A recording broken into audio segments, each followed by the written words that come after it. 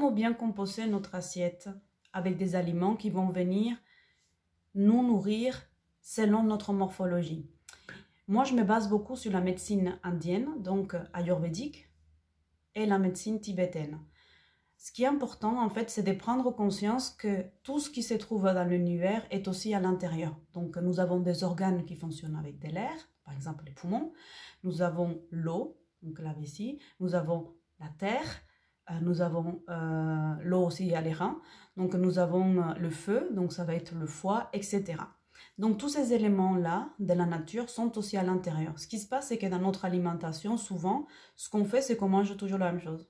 Parce que, on n'a pas le temps, parce que c'est plus facile de faire des choses que déjà on connaît, qu'on aime, et on reste dans quelque chose de très monotone, alors que notre palais, il a la capacité de reconnaître et d'identifier tout un tas de goûts, des saveurs, et on est en train de restreindre notre palais, et aussi, si vous avez des enfants, celui de nos enfants. Donc, ce qui est intéressant, c'est déjà maintenant que vous avez beaucoup de temps compte tenu de l'actualité, vous pouvez déjà aller sur Internet et faire peut-être un bilan avec en remplissant un questionnaire pour savoir si votre morphologie elle est plutôt Pitta, Vata ou Kapha. Donc, ce sont différentes morphologies selon la médecine ayurvédique. Et ensuite, vous pouvez adapter votre alimentation. Si jamais vous dites non, je ne veux pas rentrer dans des théories comme ça, donc moi, le conseil que je vous donne, c'est de varier votre alimentation. C'est dans la médecine ayurvédique et dans la médecine tibétaine, il ne s'agit pas de devenir Barbie ou de devenir Ken. Il s'agit d'avoir une bonne santé. Il s'agit d'avoir les éléments et les nutritifs qui vont vous donner un système immunitaire fort, solide et résistant aux différentes attaques. Donc, déjà, prenez conscience de cela. Ensuite, je vous invite à faire la différence entre ce qui est pimenté et de ce qui est épicé. Les piments, ça va venir nourrir les éléments feu, le foie, le pancréas. Donc, et ça va, si vous avez un tempérament qui est explosif, ce sont des aliments qu'il faut vraiment diminuer. Si vous êtes quelqu'un qui cogite et qui avait une pensée qui est très rapide, c'est-à-dire une pensée vata, air, vous partez en live dans votre tête, blablabla. Donc là, il faut vraiment donner des choses pour tempérer cette pensée. Donc, il faut éliminer ou réduire tout ce qui va être oignon, ail de votre alimentation. Si, par exemple, vous êtes quelqu'un plutôt tranquille, tout va bien, on a le temps, voilà, si vous avez une pensée plutôt comme ça, si vous avez une vie qui est plutôt paisible et que vous voulez de temps en temps avoir un peu plus de dynamisme, donc là, on va introduire dans l'alimentation des choses qui vont vous donner du peps, qui vont vous dynamiser. Par exemple, ça va être la moutarde, on va donner par exemple le gingembre, on va apporter de la chaleur et du dynamisme pour que la personne, elle puisse se réveiller. On va rajouter de l'ail, on va faire par exemple des sauces à l'ail, etc.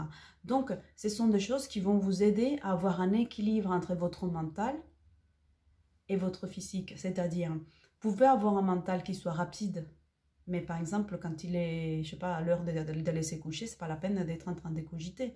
Donc, vous pouvez vous servir de ces éléments-là pour adapter votre alimentation et les plats que vous allez consommer le soir, le midi, etc. Pour les enfants, c'est très important parce que soit vous les aidez à développer une pensée, donc là, vous les donnez beaucoup d'ail et d'oignons, en plus, ça renforce le système immunitaire, soit vous voulez en fait qu'ils se calment. Et donc, à ce moment-là, on va remplacer les huiles des cuissons par des huiles, par exemple, l'huile de coco. C'est une huile qui va venir apaiser les personnes qui sont toujours en colère, énervées, etc. Donc, on va apporter beaucoup de douceur, on va mettre de l'huile de coco, le lait de coco, la crème de coco. Et vous pouvez le rajouter dans les aliments. Ou même la râpure, je ne sais pas comment on dit, de la noix de coco. Ça, vous pouvez le faire de manière simple. Vous n'êtes pas obligé d'être un expert en cuisine. Vous pouvez l'introduire dans votre alimentation. Donc, déjà, pour calmer tout ce qui est colère, mécontentement, la rage, les personnes qui sont tout le temps en train de râler, qui ne sont pas satisfaits, ces sentiments d'insatisfaction tout le temps, en fait, en permanence, qui est lourd à gérer parfois. Quand vous rentrez du travail et que vous êtes là avec une personne qui est comme ça, vous ne savez plus quoi faire. Donc, d'autant plus maintenant avec la situation qu'on est obligé de rester plus ou moins tous ensemble au même endroit. Donc, vous pouvez rajouter le coco. Donc, le coco, vous pouvez l'acheter râpé déjà et vous pouvez le mettre dans le riz, dans les pâtes. Donc, ça ne va pas non plus vous changer un truc énorme, mais il y a les nutritifs pour venir apaiser le feu. Donc, le pita, ça va venir l'apaiser et ça va vous apporter du grain bien. Vous pouvez aussi mettre dans les sauces que vous préparez, que ce soit les viandes, les poissons, les légumes, vous pouvez rajouter du lait de coco ou tout simplement aussi les râpures. Et même quand vous faites de la salade, vous pouvez mettre, ça ne vous change pas énormément, mais je vous assure, ça a des bons résultats. Donc ça, c'est pour les personnes qui ont un tempérament feu. Donc pour le reste, je vous laisse vraiment faire un bilan, un questionnaire. Et ensuite, je vous ferai 3 vidéos spécifiques. Donc une vidéo pour Vata, Pitta et l'autre pour Kapha.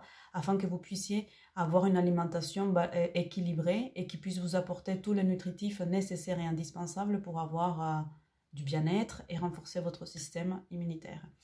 J'espère que ça vous a aidé. Namaste, à bientôt, ciao ciao.